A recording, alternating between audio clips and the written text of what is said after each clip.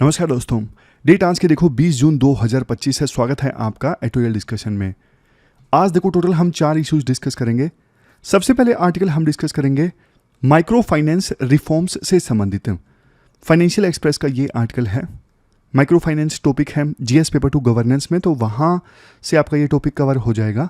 मतलब article micro finance का है तो साथ के साथ टॉपिक भी कवर हो जाएगा। फिर नेक्स्ट आर्टिकल आज हम डिस्कस करेंगे जेंडर पैरिटी से संबंधित। फिर से देखो, जो अभी ग्लोबल जेंडर रिपोर्ट प्रेजेंट की गई, इंडिया का स्थान काफ़ी ख़राब है, तो क्या रीज़न है जानेंगे सब कुछ। फिर रिफ्यूजी सिचुएशन वाला आर्टिकल है। तिब्बतियन रिफ्यूजीज़ को सरकार अलग ढंग से ट्रीट करती है, तमिल रिफ्यूजीज़ को अलग ढंग से ट्रीट करती है, क्यों, कैसे। और सबसे लास्ट में एथिक्स का एक छोटा सा पोर्शन, एटीट्यूड, आज हम डिस्कस करेंगे। चलिए डिस्कशन स्टार्ट करते हैं। अपनी आज के डिस्कशन में first important article micro finance reforms के बारे में है। फाइनेंशियल एक्सप्रेस का ये आर्टिकल है और अपना सिलेबस में जीएस पेपर 3 में इकोनॉमी जो है ना, वहाँ से इन टॉपिक्स से आर्टिकल को रिलेट कर सकते हूँ।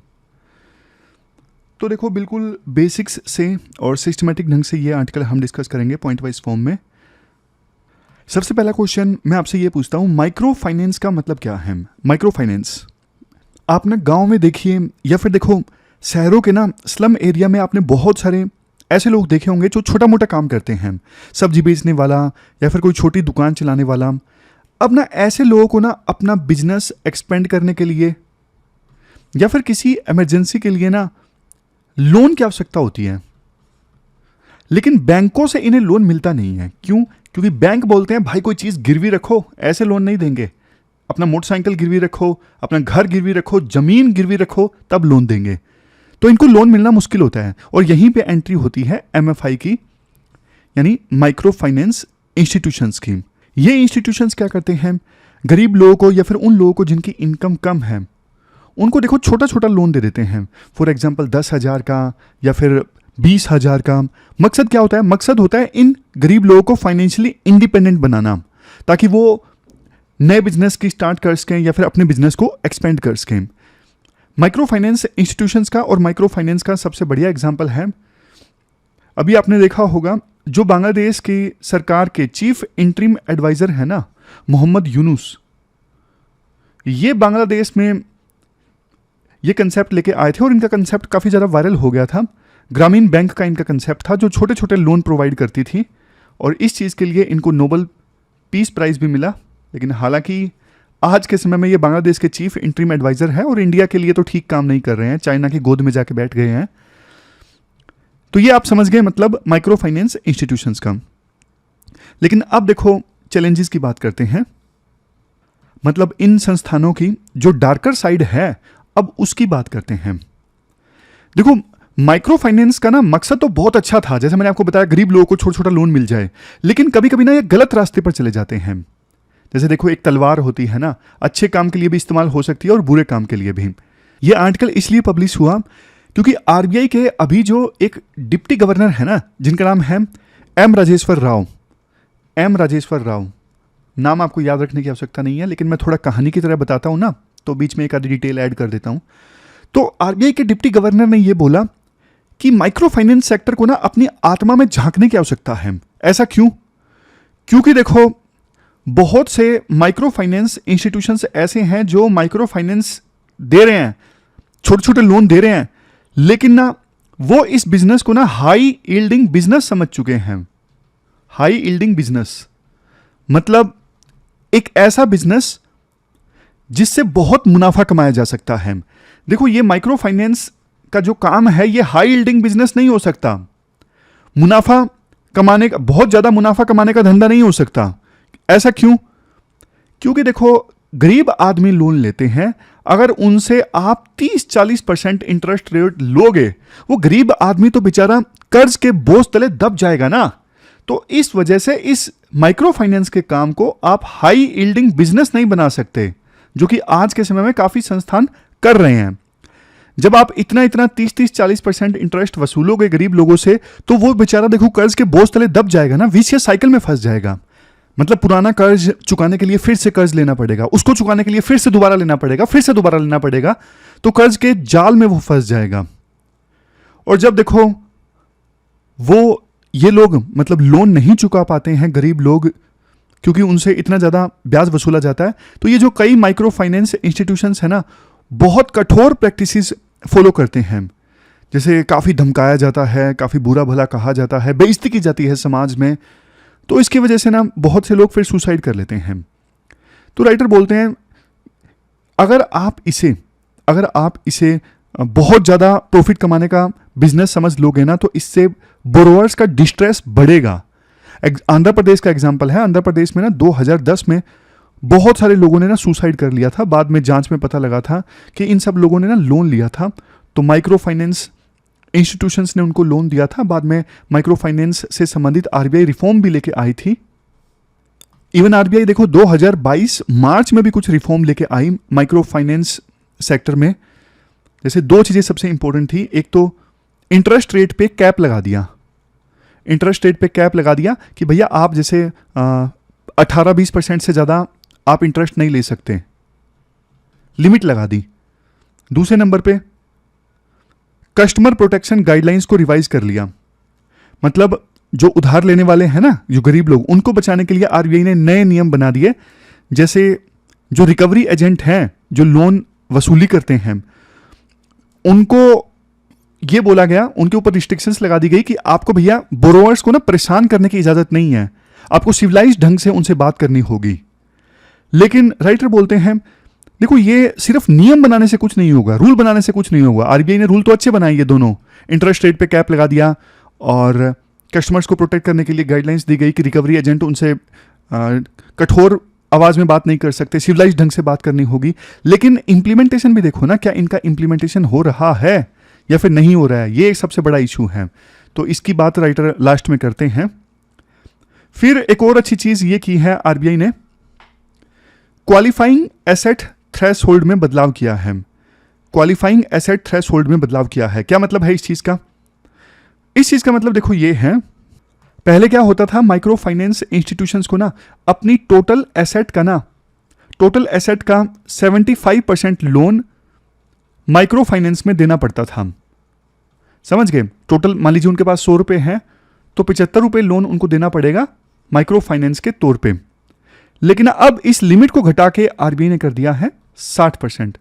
मतलब अब 100 में से 60 रुपए माइक्रो फाइनेंस में आपको लोन देना होगा और बाकी 40% आप कैसे भी लोन दे सकते हो अपनी मर्जी के हिसाब से। आप पूछोगे सर ये जो लिमिट कम की गई है इसका फायदा क्या होगा? समझ में नहीं आया। समझ में मैं आपको समझाता हूं। होता क्या है, माइक्रो फाइनेंस में आपको पता है कोई चीज गिरवी नहीं रखवाई जाती, सीधा लोन दे दिया जाता है। तो पहले 100 में से 75 रुपए माइक्रो फाइनेंस के तौर पे लोन दिया जाता था, कोई चीज गिरवी नहीं थी। अब 100 में से 60 रुपए, तो एक्स्ट्रा 15 रुपए अब कोई चीज गिरवी रखवा के लोन दिया जा सकता है माइक्रो फाइनेंस इंस्टीट्यूशन के द्वारा। समझ गए? पहले 75 माइक्रो फाइनेंस के तौर पे, अब सिर्फ 60, एक्स्ट्रा 15 बच गए। एक्स्ट्रा जो 15 बचे वो ज्यादा सिक्योर रहेंगे उस माइक्रो फाइनेंस इंस्टीट्यूशंस के, क्योंकि एक्स्ट्रा जो 15 रुपए बचे हैं उनको कोई चीज गिरवी रखवा के लोन दिया जाएगा, तो रिस्क रिलेटिवली कम हो गया यहां पर।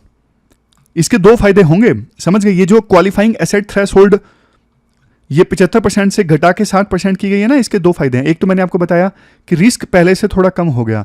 दूसरा, अब माइक्रो फाइनेंस इंस्टीट्यूशन के पास में ना थोड़ा दोनों तरह की एसेट होगी। 60% एसेट माइक्रो फाइनेंस के तौर पे दी गई और 40% थोड़ा कोई चीज़ गिरवी रखवा के, तो ये थोड़ा कम रिस्की है, ये थोड़ा रिटर्न कम मिलेगा लेकिन स्टेबल है। तो ओवरऑल एक बैलेंस होगा और इंटरेस्ट रेट थोड़ा घटाया जा सकता है माइक्रो फाइनेंस संस्थानों के द्वारा। इसके बाद देखो कुछ ना चुकाने वाले आंकड़े हैं। आरबीआई फाइनेंशियल स्टेबिलिटी रिपोर्ट आई थी दिसंबर 2024 की। इसमें यह बोला गया डिलिंक्वेंसी जो रेट है ना, डिलिंक्वेंसी रेट मतलब लोन डिफॉल्ट रेट, मतलब ऐसे लोग जो अपना लोन चुका नहीं पा रहे हैं, ईएमआई चुका नहीं पा रहे हैं, तो ऐसे लोगों की संख्या बढ़ रही है। पहले अगर 100 में से 5-10 लोग डिफॉल्टर होते थे, लोन नहीं चुका पाते थे, अब यह संख्या बढ़ के 10-20 हो गई है। सबसे पहला पॉइंट। दूसरा पॉइंट, ऐसे लोग जिन्होंने 4+ लेंडर से लोन लिया है, पहले ऐसे बोरोवर की संख्या हुआ करती थी 3.6%, जो अब बढ़ के हो गई है 5.8%। मतलब ऐसे लोग जिसने ए माइक्रो फाइनेंस इंस्टीट्यूशन से भी लिया है, बी से भी लिया है, सी से भी लिया है, डी से भी लिया है, 4+ अलग अलग माइक्रो फाइनेंस इंस्टीट्यूशन से लोन लिया है, तो ऐसे लोगों की संख्या पहले 3.6% थी, अब 5.8%। इवन देखो एवरेज लोन का जो साइज है ना वो भी बढ़ गया है। पहले एवरेज लोन का साइज हुआ करता था 35,299, जो अब 43% बढ़ के हो गया है 50,430। तो ये सब फिगर्स हमें बताते हैं कि माइक्रो फाइनेंस जो सेक्टर है बहुत सीरियस प्रॉब्लम से जूझ रहा है। इवन माइक्रो फाइनेंस के लिए ना एक joint liability based lending model होता है। जॉइंट, ये नीचे देखो, जॉइंट लायबिलिटी मॉडल, ये क्या होता है? जैसे for example self help group है, सेल्फ हेल्प ग्रुप में ना 10 लोग हैं। अब होता क्या है कि आपने एक पर्सन को लोन दिया है ना, 10 में से एक को दिया है, तो लोन चुकाने की जो जिम्मेदारी होती है वो सबकी होती है, 10 के 10 लोगों की। लोन दिया है एक को, लेकिन जिम्मेदारी होती है सबकी सेल्फ हेल्प ग्रुप में लोन चुकाने की। तो ये जो मॉडल है ये भी अब वीक पड़ रहा है, जो कि चिंता की बात है। तो क्या करना चाहिए? आरबीआई ने कुछ रिकमेंडेशंस भी दी माइक्रो फाइनेंस सेक्टर में सुधार लाने के लिए। क्या करना चाहिए? सबसे पहले आरबीआई को अपनी निगरानी बढ़ानी होगी। निगरानी बढ़ाने का मतलब जो माइक्रो फाइनेंस इंस्टीट्यूशंस के रिकॉर्ड्स और पॉलिसीज हैं उनकी अचानक से जांच करनी होगी कि माइक्रो फाइनेंस इंस्टीट्यूशंस कैसे काम कर रहे हैं। दूसरा, एनोनिमस फील्ड विजिट आरबीआई के ऑफिसर्स को करनी होगी कि एकदम से गांव में चले गए और वहां पे जिन लोगों ने लोन लिया है उनसे पूछा जाए आपने कहाँ से लोन लिया, क्या रिकवरी एजेंट आपको धमका तो नहीं रहे हैं, कैसा व्यवहार होता है उनका। तो एनोनिमस फील्ड विजिट किए जाएं। फिर देखो सुपरविजन की जो रिस्पॉन्सिबिलिटीज है ना, सुपरविजन की रिस्पॉन्सिबिलिटीज एक इंडिपेंडेंट कमेटी को दी जाए ताकि वो ठीक ढंग से जांच कर सके कि माइक्रो फाइनेंस इंस्टीट्यूशंस तंग तो नहीं कर रहे हैं और क्राइसिस में तो नहीं है बोरोवर। तो जांच की जो जिम्मेदारी है इंडिपेंडेंट कमेटी को दी जाए। सुपरविजन का काम किसको दिया जाए? इंडिपेंडेंट एंटिटीज को। इवन देखो जो स्टेट गवर्नमेंट्स है ना उनको भी जिम्मेदारी से काम करना चाहिए, जैसे तमिलनाडु ने किया है। तमिलनाडु का एक एक्ट है, Tamil Nadu money lending entities act, Tamil Nadu money lending activities act. इसमें ना लोन वापस लेने के लिए ना फोर्सफुल तरीकों पे रोक लगाई गई है कि आप ना फोर्स का इस्तेमाल नहीं कर सकते अपना लोन वापस लेने के लिए। इवन कर्नाटक का एक ऑर्डिनेंस है जो हाल ही में आया, जिसमें यह बोला गया कि अगर देखो लैंडर्स जो हैं वो बहुत ज़्यादा तंग करेंगे ना बोरोवर को, तो फिर जेल हो सकता है, फाइन हो सकता है। जेल कितने साल की हो सकती है? 10 साल तक की जेल हो सकती है और 5 लाख तक का फाइन लगाया जा सकता है अगर जो लैंडर हैं वो बहुत ज़्यादा हरास करते हैं बोरोवर को। तो कुल मिला के देखो लास्ट में राइटर ये बोलते हैं, ये वाला जो स्टेप है ना, ये लास्ट वाला, कि हाँ भाई जेल और फाइन हो सकते हैं उस लैंडर को जिसने लोन दिया है, लेकिन लोन वापस लेने के लिए, अपना पैसा वापस लेने के लिए जो तंग कर रहा है बोरोवर को। राइटर बोलते हैं यार ये तो गलत है, मतलब ये तो अननेसेसरी फियर क्रिएट कर देगा लैंडर्स में, और जो लैंडर्स हैं वो लोन देंगे ही नहीं। उन्हें लगेगा यार सामने वाला खा जाएगा, अगर मैं कुछ करूँगा तो वो शिकायत कर देगा मेरी, मेरे को सज़ा हो सकती है, 5 लाख तक का फाइन भी देना पड़ सकता है, इसलिए मैं लोन नहीं दूंगा। तो रीपेमेंट कल्चर ना खराब हो जाता है इससे। तो एक बैलेंस बनाने की आवश्यकता है यहाँ पे कि बोरोवर्स को तो प्रोटेक्शन मिले लेकिन लैंडर्स को भी अपना पैसा वापस मिले। ऐसा नहीं कि लैंडर्स को अपना पैसा वापस ना मिले, फिर तो देखो दिक्कत हो जाएगी, वो लोन देंगे ही नहीं अगर उन्हें अपना पैसा वापस नहीं मिलेगा। रीपेमेंट का कल्चर खराब हो जाएगा। लोन वापस देने की बारी आएगी तो बोरोवर बोलेगा अरे मैं तुम्हारे खिलाफ मुकदमा दर्ज करवा दूंगा, तो डर दिखाएगा, वो ब्लैकमेल करेगा। लास्ट में राइटर बोलते हैं देखो माइक्रो फाइनेंस ने ना क्रेडिट को डेमोक्रेटाइज तो किया है, मतलब गरीब लोग भी क्रेडिट ले सकते हैं, लोन ले सकते हैं, लेकिन इस सेक्टर को ना हमें थोड़ा एम्पैथी से देखने की आवश्यकता है और प्रैक्टिकल रेगुलेटरी अप्रोच हमें चाहिए। सेक्टर को देखा जाना चाहिए कि एक सोशल डेवलपमेंट का एक टूल है। समझ गए? तो ये पूरा आर्टिकल हमने माइक्रो फाइनेंस से संबंधित डिस्कस किया। चलते हैं आगे। इसके बाद नेक्स्ट आर्टिकल देखो हिंदुस्तान टाइम्स का जेंडर पैरिटी से संबंधित है। फर्स्ट थिंग फर्स्ट, जब हम बात करते हैं जेंडर पैरिटी मतलब क्या होता है? जेंडर पैरिटी मतलब जब मेल और फीमेल को बराबर अपॉर्चुनिटीज मिले हर फील्ड में, चाहे वो एजुकेशन हो, पॉलिटिक्स हो, इकोनॉमी हो, हर एक फील्ड में जब मेल और फीमेल को इक्वल अपॉर्चुनिटीज मिलती हैं तो इसे बोलते हैं जेंडर पैरिटी। मतलब दोनों जेंडर्स को इक्वल इंपॉर्टेंस मिले। लेकिन देखो इंडिया में ना अभी ये देखो अधूरा सपना है, यानी अनफिनिश्ड बिजनेस है। अभी ना वर्ल्ड इकोनॉमिक फोरम का global gender gap report publish हुई ग्लोबल जेंडर गैप रिपोर्ट 2025। इसमें ना इंडिया को कितनी रैंकिंग मिली? 148 देशों में से इंडिया को इतनी खराब रैंकिंग मिली 131। मतलब साउथ एशियन जो पड़ोसी देश है ना हमारे, जैसे बांग्लादेश और श्रीलंका, ये हमसे काफ़ी ऊपर हैं। पाकिस्तान नीचे है, लेकिन ये सारे देश हमसे ऊपर हैं, जैसे श्रीलंका, बांग्लादेश, नेपाल, भूटान। इवन ब्रिक्स के जो मेंबर कंट्रीज हैं ना, जैसे Brazil, Russia, China, south Africa, ये भी हमसे ऊपर हैं इस जेंडर गैप रिपोर्ट 2025 में। तो ना राइटर एक बात बोलते हैं, ऐसा नहीं है कि हम मेल और फीमेल के बीच में जो गैप है इसे फिल नहीं कर पा रहे हैं या फिर ये गैप बढ़ रहा है। नहीं, ये गैप बढ़ नहीं रहा है। गैप तो देखो दोनों जेंडर्स के बीच में कम हो रहा है, लेकिन जिस तेजी से कम होना चाहिए ना, उस तेजी से कम नहीं हो रहा है। ये जो देश है ना, जैसे श्रीलंका है, बांग्लादेश है, ये देश मेल और फीमेल के बीच में गैप को ज़्यादा तेजी से फिल कर रहे हैं as comparison to India. India बहुत धीरे चल रहा है। जैसे पॉलिटिकल रिप्रेजेंटेशन की सबसे पहले बात करते हैं हम। आर्टिकल ये कहता है कि देखो जो पॉलिटिकल डिस्कोर्स है ना, वो 33% पे अटका हुआ है। हम महिलाओं के लिए आरक्षण की बात करते हैं तो हम 33% से ऊपर तो बढ़ते ही नहीं है। जैसे देखो, महिलाओं के द्वारा अगर इक्वल स्पेस मांगा गया तो ये तो अपराध हो जाएगा। समझ रहे हो? मतलब बात भी हम करते हैं तो कितने परसेंटेज की? सिर्फ 33% की। और पूरा देखो 33% भी नहीं होता। अभी रिजर्वेशन बिल पास तो हुआ है, लेकिन इंप्लीमेंट अभी भी फ्यूचर में होगा, इंप्लीमेंट नहीं हुआ है। इसके बाद ना राइटर जेंडर पैरिटी से संबंधित ना मिक्स्ड प्रोग्रेस शेयर करते हैं कि कहीं पे अच्छा काम हुआ है, कहीं पे अच्छा काम नहीं हुआ है, कहीं पे गुड न्यूज़ है, कहीं पे बैड न्यूज़ है।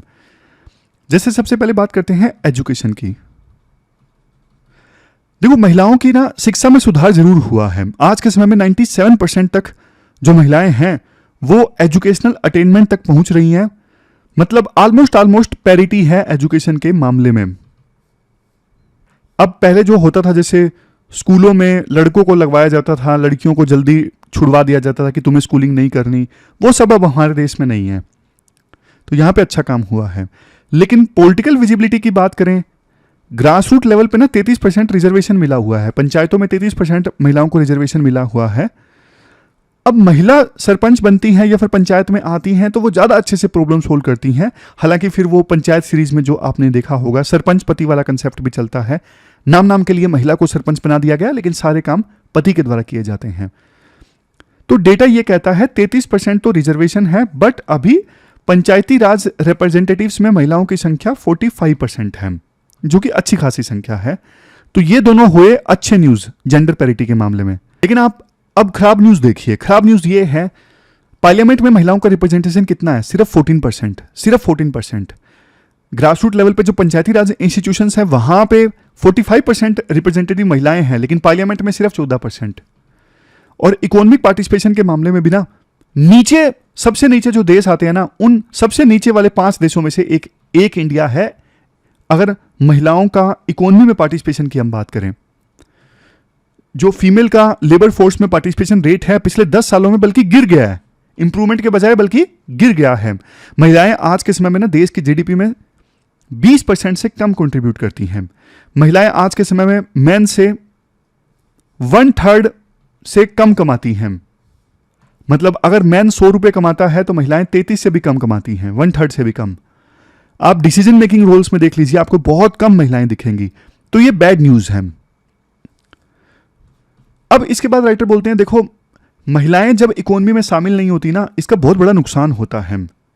जैसे अगर मान लीजिए 50% महिलाएं और 50% मैन, मतलब मैन के बराबर महिलाएं अगर इकोनॉमी में पार्टिसिपेट करें, जॉब वगैरह करें ना, तो हमारी जो जीडीपी है इसमें देखो $770 बिलियन ऐड हो जाएंगे। सोच के देखो, इकोनॉमी को इतना बड़ा फायदा। तो महिलाओं का इकोनॉमी में पार्टिसिपेट ना करना, ये तो देखो एक ऐसे मौके के समान है जिसे हम खो रहे हैं। तो इसलिए हमें अपनी नेशनल प्रायोरिटीज को ना चेंज करना होगा और कैसे भी करके महिलाओं का जो पार्टिसिपेशन है इकोनॉमी में बढ़ाना होगा। इसके लिए देखो प्रधानमंत्री मोदी भी कहते हैं वुमेन लेड डेवलपमेंट हमें चाहिए। लेकिन सिर्फ बोलना इनफ नहीं है, सिर्फ रिकॉग्नाइज करना इनफ नहीं है। इसके लिए रेडिकल और अर्जेंट पॉलिसी रिफॉर्म्स लाने होंगे। मतलब ऐसे रिफॉर्म्स जिनसे ना वास्तव में ग्राउंड लेवल पे चेंज आए। आप ना बाकी सेक्टर्स उठा के देख लीजिए, बाकी सेक्टर्स आप उठाओगे, हाल फिलहाल में जो यूपीएससी ने रिक्रूटमेंट की हैं, तो अभी पिछले साल का रिजल्ट आया था, उसमें हमने देखा जो बैच था ना पिछले से पिछले साल का, मतलब अभी जो रिजल्ट आया वो नहीं, उससे पिछले साल का, तो उसमें 41% महिलाएं थीं जो आईएएस बने थे, और फॉरेन सर्विस में जो आए उसमें 38% महिलाएं, तो ये एक अच्छा नंबर है। लेकिन आर्म्ड फोर्सेस में 3% से भी कम महिलाएं, पुलिस में ओवरऑल 12% से भी कम महिलाएं, ऑफिसर लेवल पे सिर्फ 8% महिलाएं, मतलब आईपीएस के लेवल पे। जुडिशरी में देख लीजिए, छोटी कोर्ट्स में तो 38% वुमेन है, हाई कोर्ट्स में सिर्फ 14%, सुप्रीम कोर्ट में सिर्फ एक वुमेन जज है। अभी 2021 में 4 वुमेन जज थी सुप्रीम कोर्ट में, लेकिन अभी तो सिर्फ एक है। प्राइवेट सेक्टर में टॉप की जो 500 कंपनीज है ना, उनमें से सिर्फ 2% कंपनीज हैं जिनको महिलाएं लीड कर रही हैं। NHRC, national human rights commission, इसमें बोला गया कम से कम एक मेंबर का महिला होना जरूरी है, तो एक ही महिला मेंबर को बनाया जाता है, शामिल किया जाता है इस संस्थान में, इससे ज्यादा नहीं। एक की तो कंडीशन लगाई गई है, तो जो कंडीशन लगाई गई है उससे ऊपर तो बढ़ते ही नहीं है, समझ गए। इसके बाद कुछ सजेशंस दिए जाते हैं राइटर के द्वारा, जैसे देखो सबसे पहले है सेल्फ हेल्प ग्रुप्स। क्या है सेल्फ हेल्प ग्रुप्स? जो women lead self help groups है ना, उनका एक्सपेंशन जरूरी है। सेल्फ हेल्प ग्रुप्स आपको पता है ना, 8-10 महिलाएं मिलकर बनाती हैं, मिलकर लोन लेती हैं, मिलकर फिर कुछ काम करती हैं, जॉइंट लाइबिलिटी होती है, जो हमने पिछला माइक्रो फाइनेंस का कंसेप्ट डिस्कस किया था कि एक महिला ने सेल्फ हेल्प ग्रुप में लोन लिया तो सबकी जिम्मेदारी। तो सेल्फ हेल्प ग्रुप्स का एक्सपेंशन करो, टारगेटेड सेविंग स्कीम्स चलाओ, मतलब लो इंटरेस्ट रेट पे सेल्फ हेल्प ग्रुप्स को लोन मिले और वो अपना बिजनेस स्टार्ट कर सकें, कुछ ना कुछ काम कर सकें। तो इससे ना ग्राउंड रियलिटी फिर चेंज होती है महिलाओं के लिए। जैसे बिहार का एग्जाम्पल दिया जाता है, बिहार जीविका प्रोजेक्ट। अब इसमें क्या है, इस प्रोजेक्ट ने ना लाखों रूरल महिलाओं को ना सबसिस्टेंस से ना एंटरप्राइज की तरफ बढ़ाया है। क्या मतलब है इस चीज का? सबसिस्टेंस मतलब एक तो आप मुश्किल से बस अपना जीवन यापन कर रहे हो और कुछ नहीं, जैसे सबसिस्टेंस फार्मिंग नहीं होती कि जो आप उगाते हो बस वो घर के लिए इनफ होता है बस। लेकिन एक है एंटरप्रेन्योरशिप, मतलब आप कुछ नई नई इनोवेशन लेके आ रहे हो।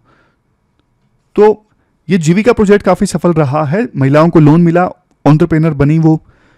फिर देखो कई सारे राज्यों में, जैसे केरला में, उत्तर प्रदेश में ऐसे प्रोग्राम चल रहे हैं, जैसे ये जीविका प्रोजेक्ट जैसे।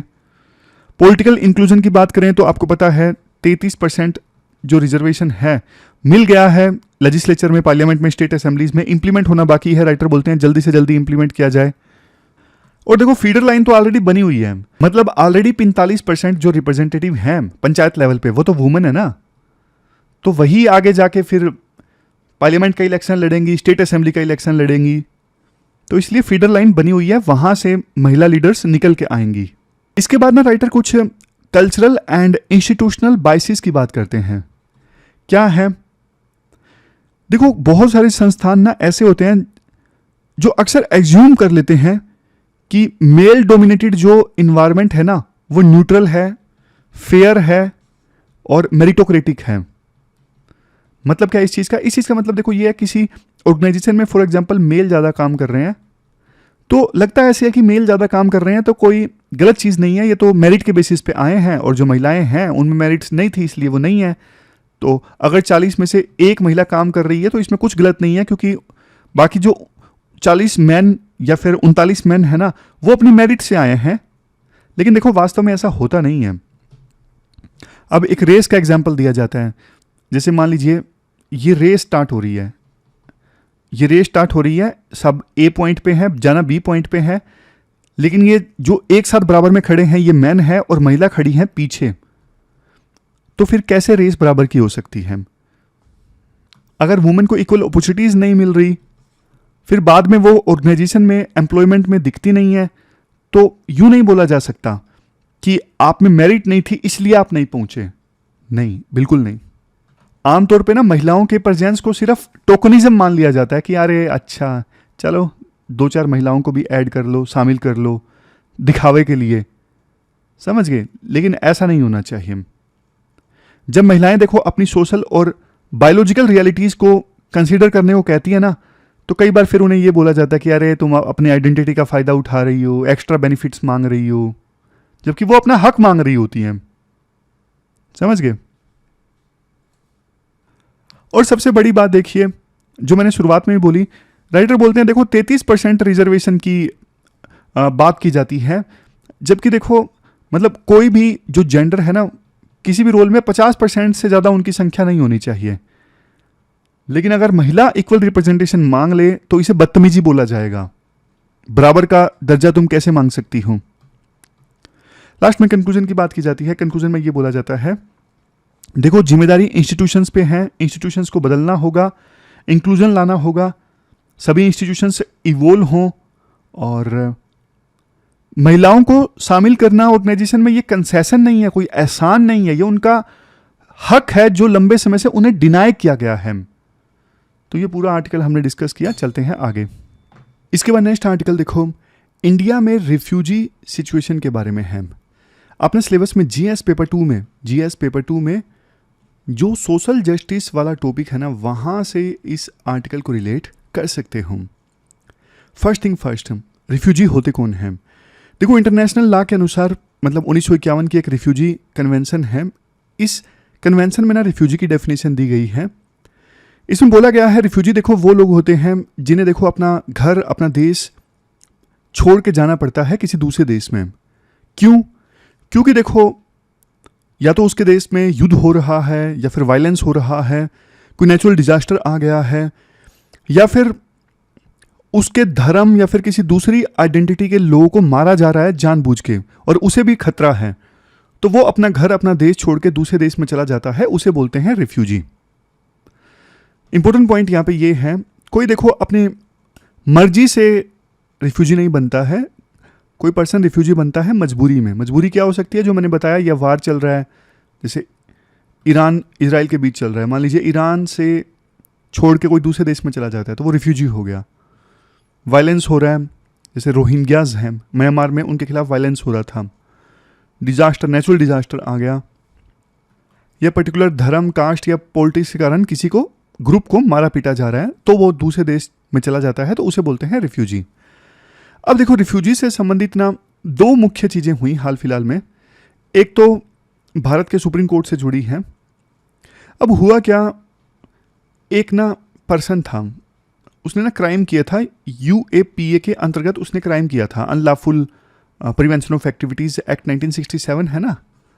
तो इस एक्ट के तहत उसने क्राइम किया था, उसने सज़ा काटी, और उसने ना हाई कोर्ट में पहले ये वादा किया था कि मैं ना सज़ा काट के अपने देश में चला जाऊंगा। लेकिन बाद में उसका मन बदल गया तो वो चला गया सुप्रीम कोर्ट में, और सुप्रीम कोर्ट में जाके बोला कि मुझे यहाँ पे रहने की, इंडिया में ही रहने की इजाज़त दी जाए। तो सुप्रीम कोर्ट ने कमेंट दिया कि इंडिया कोई धर्मशाला नहीं है कि कोई भी यहाँ पे रुक जाए, नहीं।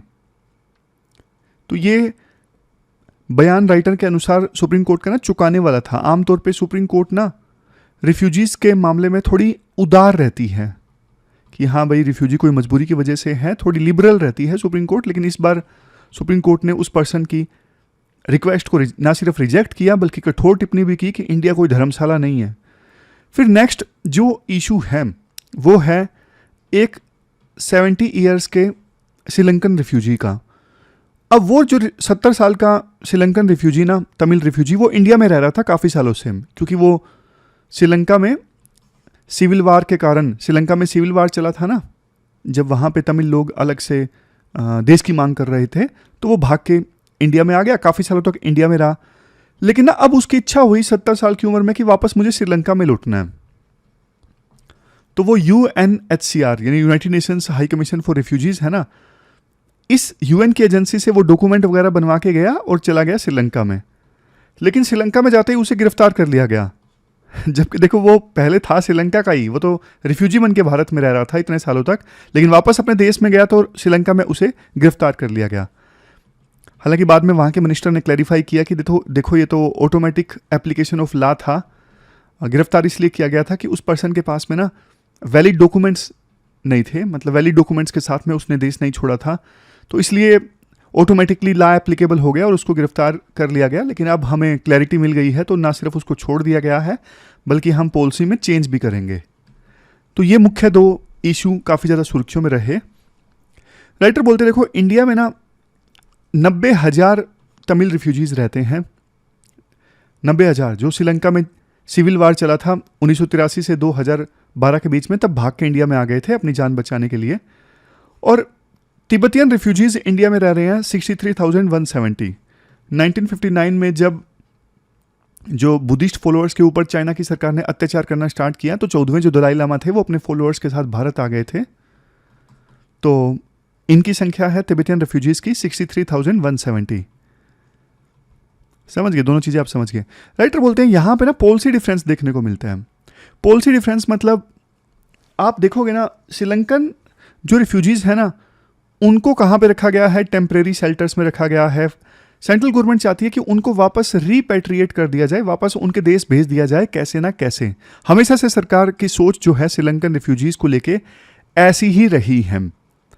मतलब श्रीलंकन रिफ्यूजीज़ के लिए तमिलनाडु सरकार का ज़्यादा इमोशन होता है, क्योंकि श्रीलंकन रिफ्यूजीज़ जो भाग के इंडिया में आए वो तमिल कम्युनिटी से हैं, तो तमिलनाडु की सरकार का थोड़ा ज़्यादा इमोशन होता है उनके साथ में। राज्य सरकार उनके लिए कुछ स्कीम वगैरह चला देती है, कुछ कुछ काम कर देती है वेलफेयर के लिए। सेंट्रल गवर्नमेंट नहीं करती। सेंट्रल गवर्नमेंट का स्टैंड यही है कि इनको वापस अपने देश भेजो, यानी श्रीलंका में भेजो। लेकिन सेंट्रल गवर्नमेंट का जो रुख है ना वो तिब्बतियन रिफ्यूजीज़ की प्रति थोड़ा अलग है। सेंट्रल गवर्नमेंट चाहती है कि तिब्बतियन रिफ्यूजीज़ को ना लोकली इंटीग्रेट कर दिया जाए लोकल पॉपुलेशन के साथ में। इसलिए तिब्बतियन रिफ्यूजीज़ के लिए सरकार एक पॉलिसी भी लेके आई 2014 में, तिब्बतियन रिहेबिलिटेशन पॉलिसी, ताकि लोकल जो जनता है हमारे देश की उसके साथ में तिब्बतियन रिफ्यूजीज़ को इंटीग्रेट किया जा सके। तो इस पॉलिसी के तहत तिब्बतियन रिफ्यूजीज़ को मनरेगा स्कीम का लाभ मिलता है, प्राइवेट जॉब्स में वो ले सकते हैं, कोई रुकावट नहीं है, हायर एजुकेशन प्राप्त कर सकते हैं, स्किल ट्रेनिंग प्राप्त कर सकते हैं। तो मतलब सरकार चाहती है कि तिब्बतियंस को लीगल और इकोनॉमिक सिस्टम में इंटीग्रेट किया जाए। समझ गए, सरकार चाहती है कि तिब्बतियन रिफ्यूजीज़ को हमारे देश की इकोनॉमी में और लीगल सिस्टम में इंटीग्रेट किया जाए। बट देखो जो श्रीलंकन रिफ्यूजीज़ है ना उनके संदर्भ में सरकार ये नहीं चाहती है। आप देखो श्रीलंकन रिफ्यूजीज़ की हालत देखो, मतलब तिब्बतियन रिफ्यूजीज़ से इनकी संख्या ज़्यादा है, 90,000 है ये, लेकिन 500 अगर इंजीनियरिंग ग्रेजुएट्स हैं तो उसमें सिर्फ 5% को जॉब मिलती है। इंटरव्यू होता है, HR पूछता है कि कहाँ रहते हो, सामने वाला रिप्लाई करता है कि रिफ्यूजी कैंप में रहता हूँ।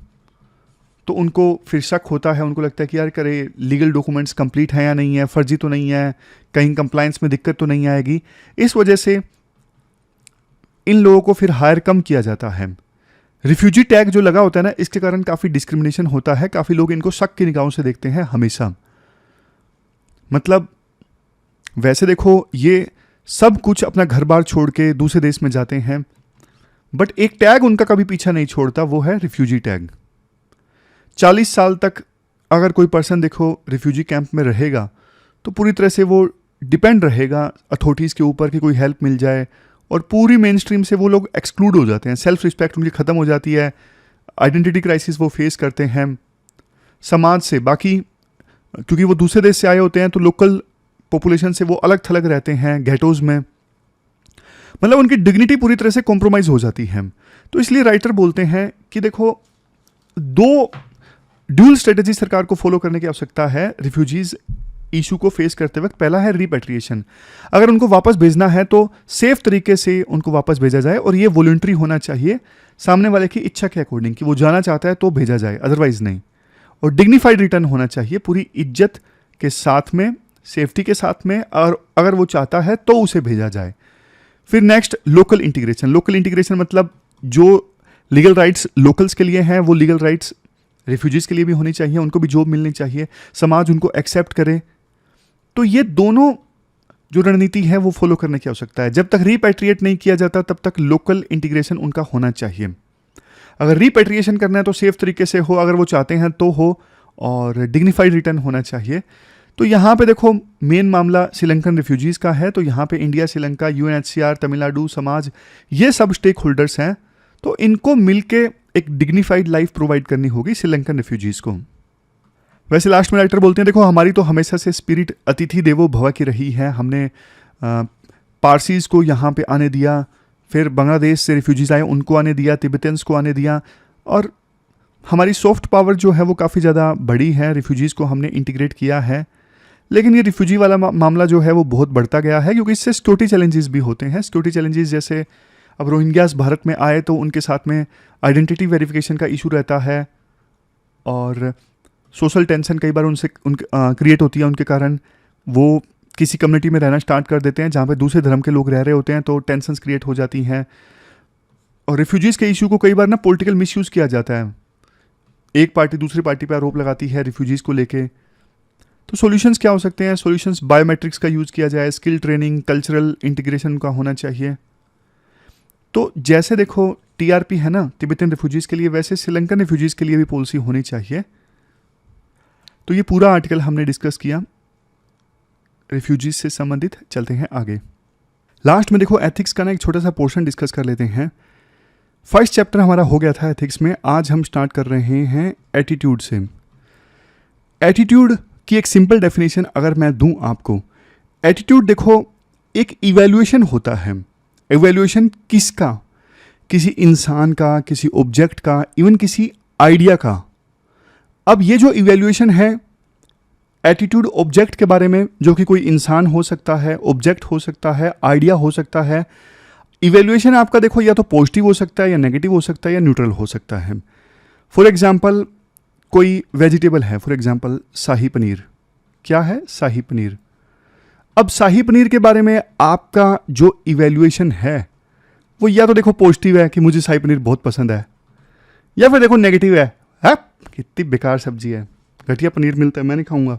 या नेगेटिव इवैल्यूएशन हो सकता है, या फिर न्यूट्रल हो सकता है, हाँ ठीक है बना है तो खा लेंगे, इतनी कोई नफरत नहीं है लेकिन प्यार भी नहीं है। तो मतलब तीनों में से एक आपका इवैल्यूएशन हो सकता है। समझ गए? तो एटीट्यूड क्या होता है? एटीट्यूड एक इवैल्यूएशन है। इवैल्यूएशन किसका? एटीट्यूड ऑब्जेक्ट का।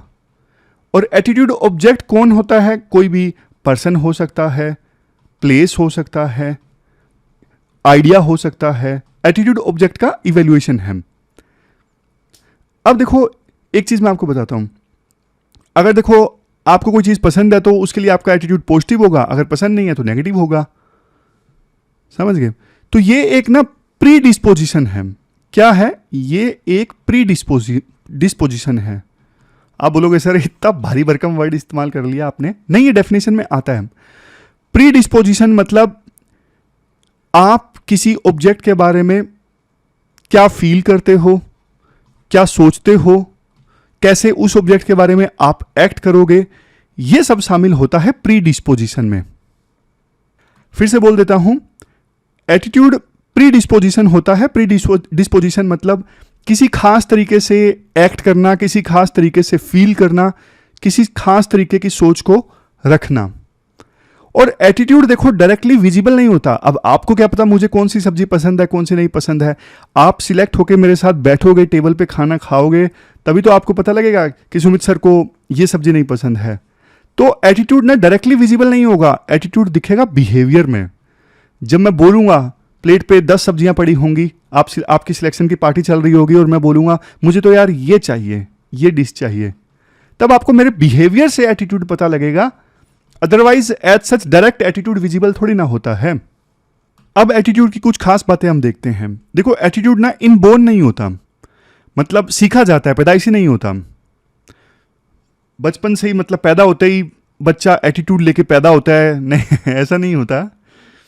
बचपन में देखो हमें एक एनवायरनमेंट मिलता है, हमारा परिवार कैसा है, दोस्त, एक्सपीरियंसेस, उन सब से हमारे अंदर एटीट्यूड आता है।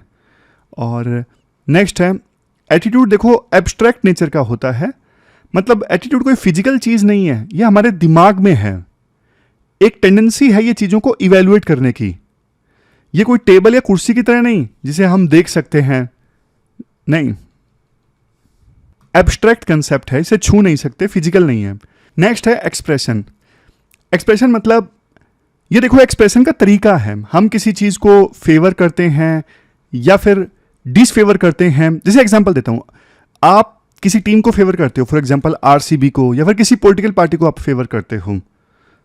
प्रशांत किशोर की पार्टी आजकल नई नई सुर्खियों में आ रही है, बिहार में इलेक्शन है।